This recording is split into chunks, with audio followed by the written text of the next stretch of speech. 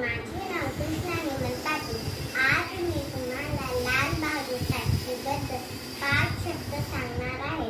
तुम्ही हे शांतपणे ऐकावे ही माझी नम्र विनंती.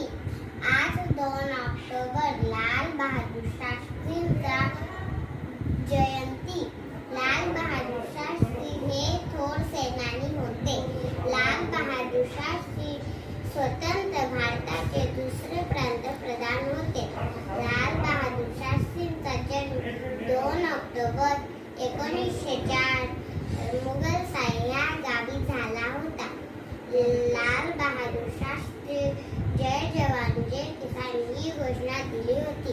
त्यांची मूर्ती लहान होती पण किती महान होती. अशा थोर नेत्याला माझा कोटी कोटी नमस्कार. एवढे बोलून मी माझे भाषण संपवते. जय हिंद, जय भारत.